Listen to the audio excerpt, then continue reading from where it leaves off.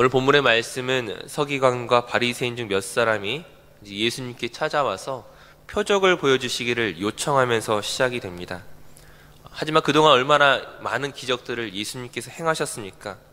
그럼에도 불구하고 다시금 예수님께 찾아와서 표적을 보여달라고 하는 그들의 목적이 무엇입니까? 만약 예수님께서 놀라운 기적을 행하신다면 그들이 예수님을 믿고자 함입니까? 그렇지 않다는 것들을 이미 어제 말씀을 통해 살펴보았습니다.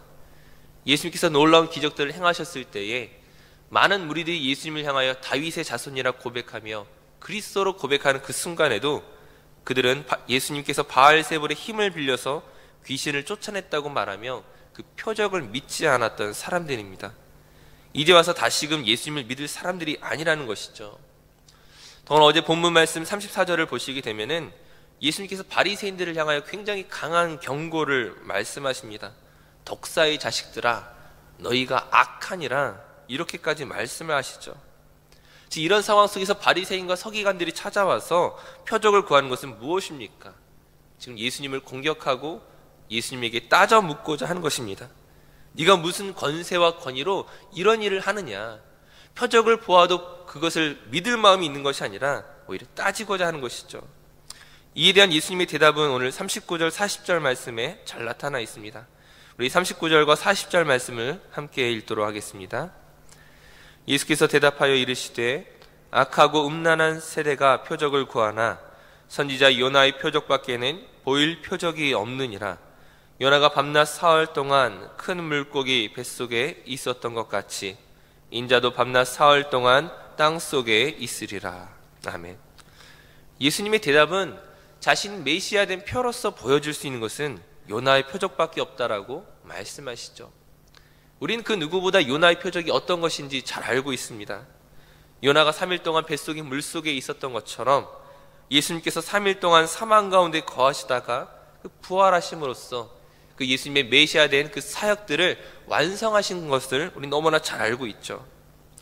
하지만 우리가 이 내용을 너무 잘 알다 보니까는 막상 이 본문의 사건에서 그 당시 예수님께서 바리새인들에게 말하는 그 메시지에 대해서는 막상 놓치기가 쉽습니다. 즉 우리는 본문을 이렇게 이해하기가 쉽습니다.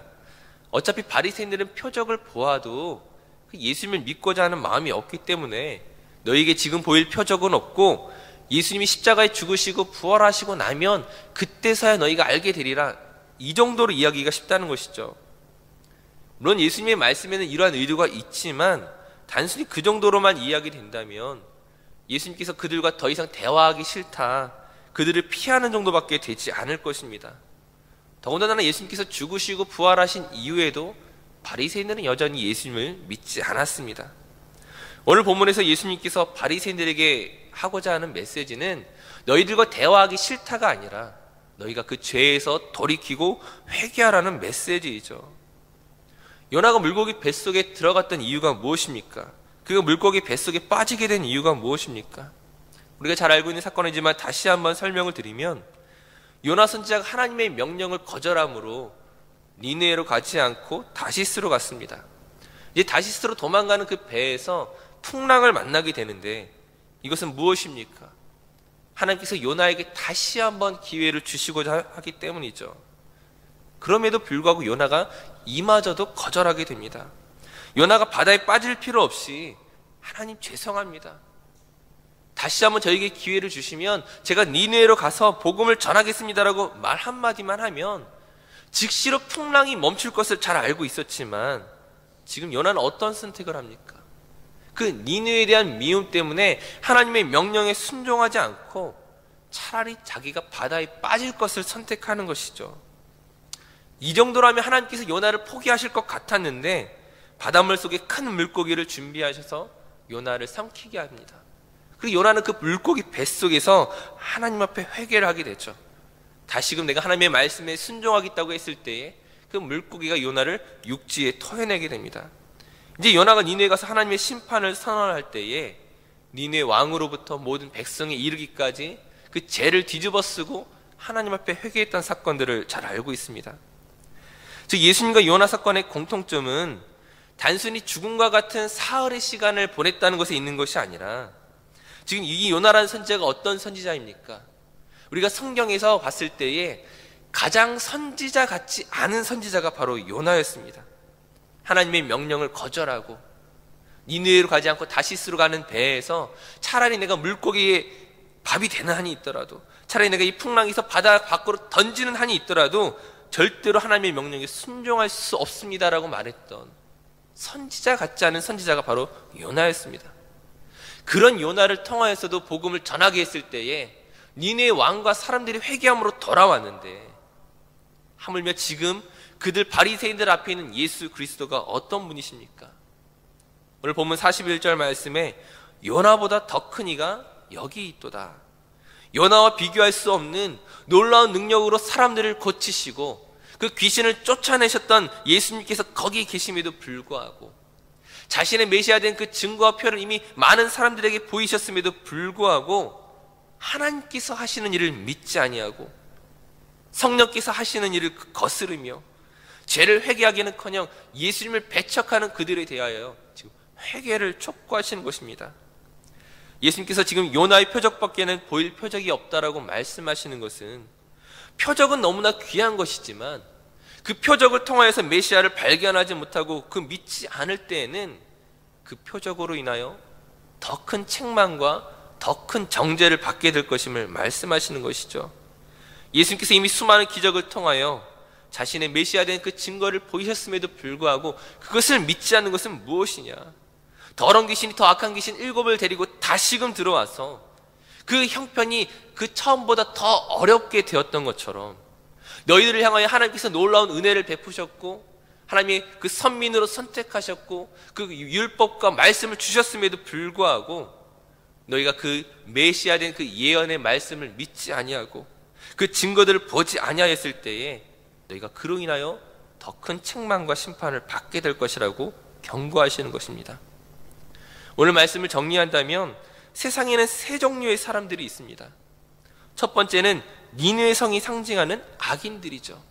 세상의 기준으로 봤을 때는 가장 악한 사람들이었고 심판받아 마땅한 사람들이었지만 그들이 하나님의 말씀을 듣고 즉시로 회개한 사람들이었습니다. 두 번째는 요나와 같은 사람들이죠. 하나님의 말씀을 알고 있었고 하나님의 뜻이 무엇인지 알면서도 그 자기의 생각과 고집을 포기하지 못하다가 자기의 정욕을 쫓아 살아가다가 마지막에 회개한 사람들입니다. 세 번째는 하나님의 말씀을 가장 잘 알고 있다고 말하고 나는 하나님을 기쁘시게 한다고 생각하면서 하지만 막상 끝끝내 회개하지 않고 자기의 정욕을 쫓아 멸망당하는 사람들입니다. 세상의 기준에서는 선과 악으로 구분할 수 있을지 모르겠지만 누가 옳고 그른가의 그 문제를 따질 수 있을지 모르겠지만 하나님 앞에서는 단 한 가지뿐입니다. 내가 죄인임을 고백하고 회개하였는가 회개하지 않았는가, 하나님께로 돌아왔는가 돌아와지 않는가, 우리의 인간적인 기준에서 저런 사람도 구원받는가, 저런 사람에게도 은혜가 있는가, 왜 인간의 입장에서는 그럴 수 있지만 하나님의 입장에서는 회개하였느냐 회개하지 않았느냐로 사람이 나뉘어진다는 것이죠. 그런 의미에서 오늘 우리가 무엇을 생각해보고 무엇을 돌아봐야 되겠습니까? 오늘 내 삶 속에 역사하신 그 하나님의 은혜를 생각할 때에 하나님의 그 뜻과 하나님의 인도하시는 그 발을 따라 내가 나아갈 것인가, 아니면 여전히 내 정욕과 내 고집을 포기하지 못하고 있는가? 우리가 마땅히 나아갈 것은 바리새인의 교만이 아니라 그 니느웨 성의 회개를 기억해야 될 것입니다. 먼저 된 자가 나중되고 나중된 자가 먼저 될 수 있다는 그 예수님의 말씀을 기억하면서 과거의 내 모습이 아니라 오늘 내게 베푸신 하나님의 은혜를 사모하며 기억하며 정결한 모습과 교만했던 모습을 버리고 그 겸손히 나아가는 것이 오늘 우리의 모습이어야 할 것입니다. 바라기는 다시 한번 하나님의 은혜를 기억하시고 거룩한 하나님의 성도로서 하나님을 기쁘시게 하는 저 우리 모두 성령 되시기를 간절히 축원합니다. 기도하시겠습니다. 사랑과 은혜가 충만하신 아버지 하나님, 오늘 우리에게 베푸신 그 놀라운 일들을 기억할 때에 오늘 우리가 하나님 앞에서 어떠한 모습으로 반응해야 하는 것인지, 우리가 어떻게 하나님 앞에 믿음으로 나아가야 할 것인지를 우리가 알고 있습니다. 그럼에도 불구하고 그 어리석은 바리새인들처럼 또다시 표적을 구하며 또다시 기적을 요구하며 또다시 증거를 요구하는 그들의 어리석음을 쫓아가지 아니하도록 다시 한번 말씀 가운데 우리 자신을 분별하고 하나님이 행하셨으며 행하시고 계시며 또한 우리에게 나타내실 그 놀라운 일들을 믿음으로 바라보며 나아갈 수 있도록 귀한 믿음의 간증으로 나타낼 수 있도록 주의 은혜를 더하여 주시옵소서. 오늘 하루도 주와 동행하기를 사모하며 감사드리며 예수님의 이름으로 기도드립니다. 아멘. 이어서 나라와 민족을